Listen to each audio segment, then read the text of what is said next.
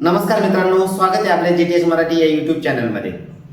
या व्हिडिओमधून जी लाडक्या बहिणींना ई-केवायसी करण्यासाठी 31 मार्च 2026 पर्यंत मुदतवाढ ही देण्यात आलेली आहे आणि त्याच धर्तीवर खूप साऱ्या लाडक्या बहिणींचे मेसेज येत आहे किंवा कॉल येत आहे की दादा आमच्या लाडक्या बहिणीचा जो येणारा हप्ता आहे तर तो बंद झालेला आहे, तर त्यासाठी आपल्याला काय करावं लागणार किंवा तो हप्ता आपल्याला कसा चालू करता येईल या संदर्भात बऱ्याच जणांना मला प्रत्यक्षात विचारणा केली किंवा काही जणांनी कमेंटच्या माध्यमातून विचारणा केली। त्याच धर्तीवर मी हा व्हिडिओ बनवण्याचा प्रयत्न करतोय, कारण ज्या लाडक्या बहिणींना मला मेसेज फोन कॉल्स वगैरे आले अशाच खूप साऱ्या लाडक्या बहिणींचा तो एकंदरीत प्रॉब्लेम आहे। कारण आपल्याला माहितीच आहे सुरुवातीला ई-केवायसी करण्यासाठी आपल्याला नोव्हेंबर महिन्याची अंतिम मुदत ही देण्यात आलेली होती, त्यानंतर ती मुदतवाढ साधारण 31 डिसेंबर 2025 पर्यंत ही देण्यात आलेली होती आणि 31 डिसेंबर पर्यंत ज्या लाडक्या बहिणींनी आपली ई-केवायसी यशस्वीरित्या पूर्ण केलेली आहे अशा लाडक्या बहिणींना जानेवारी आणि डिसेंबर महिन्याचा हप्ता सुद्धा त्यांना मिळालेला आहे।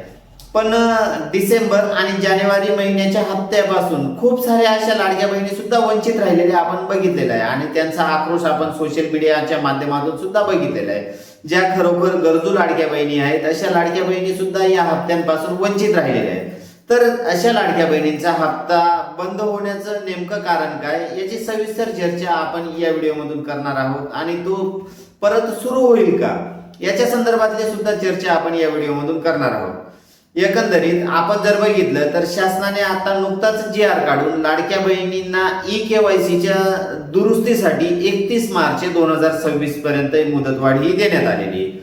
आपण हा शब्द तुम्ही व्यवस्थित लक्षात घ्या, ई-केवायसीच्या दुरुस्तीसाठी, म्हणजेच ज्या लाडक्या बहिणींनी याआधी 31 डिसेंबर 2025 पर्यंत आपली ई-केवायसी केलेली आहे पण ई-केवायसी करत असताना त्यात त्यांना पर्याय निवडत असताना त्यांनी चुकीचा पर्याय त्यांच्याकडून निवडला गेलेला आहे आणि त्यांना डिसेंबर आणि जानेवारी महिन्याच्या हप्त्यापासून वंचित ठेवण्यात आलेले आहे।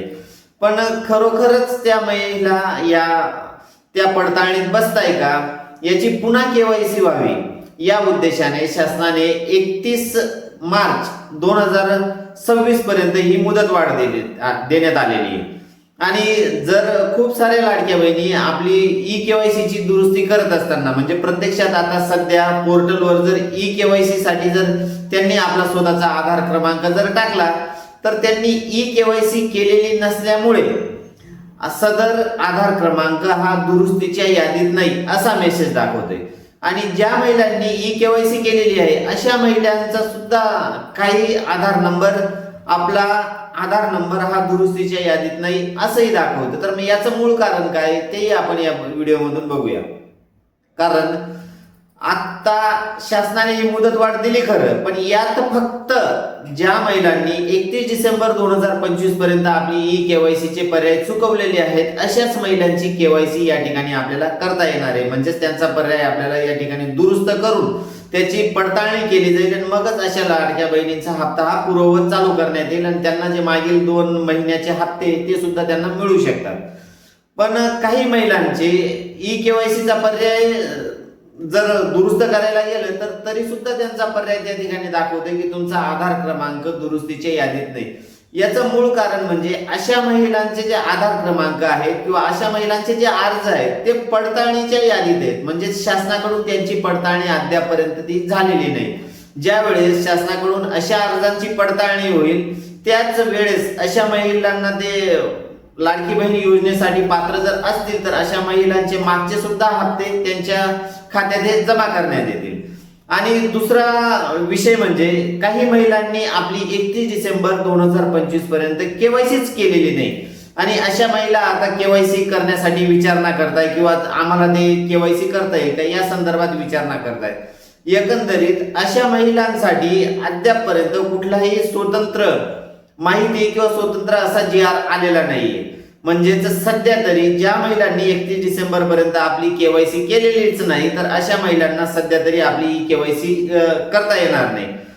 म्हणजेच अशा महिलांना परत केवायसी करता येईल का याचा जर आपण एक अंदाज बघितला, पण ज्या वेळेस शासनाने 18 सप्टेंबर 2025 रोजी लाडक्या बहिणींच्या संदर्भात ई-केवायसी करण्यासाठी जो जी.आर. काढलेला होता त्यात त्यांनी स्पष्ट म्हटलेलं होतं की दरवर्षी लाडक्या बहिणींना आपली ई-केवायसी ही करावी लागणार आहे। साधारणतः जून जुलै महिन्यात आपल्याला ई-केवायसी करावी लागणार आहे असं त्या जी आर मध्ये नमूद केलेलं होतं।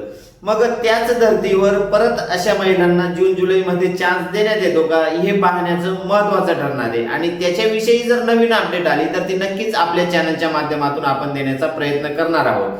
म्हणजेच एकंदरीत आपण तिघ गोष्टी बघितल्या या व्हिडिओमधून।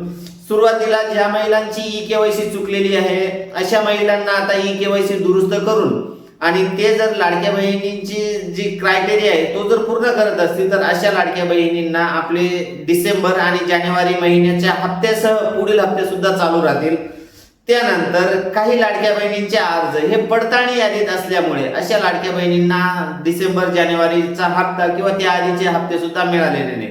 तर अशा लाडक्या बहिणींची पडताळणी पूर्ण झाल्यानंतर ते जर लाडक्या बहिणींचा जो क्रायटेरिया दिलेला आहे तो जर पूर्ण करत असतील तर अशा लाडक्या बहिणींना मागच्या हप्त्यांसह पुढील हप्ते सुद्धा सुरळीत चालू असतील आणि त्यांनी जर ती पात्रता पूर्ण केली नाही तर अशा लाडक्या बहिणींचे हप्ते हे कायमचे बंद होऊ शकतात।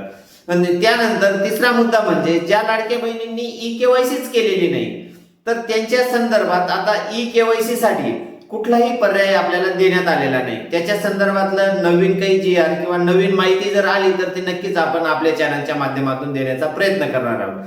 तेव्हा अद्यापर्यंत जर तुम्ही जीटीएच मराठी या युट्यूब चॅनलला सबस्क्राईब केलं नसेल तर आताच जीटीएच मराठी या युट्यूब चॅनलला सबस्क्राईब करा आणि वेळेत असे नवनवीन व्हिडिओ मिळवा। धन्यवाद मित्रांनो।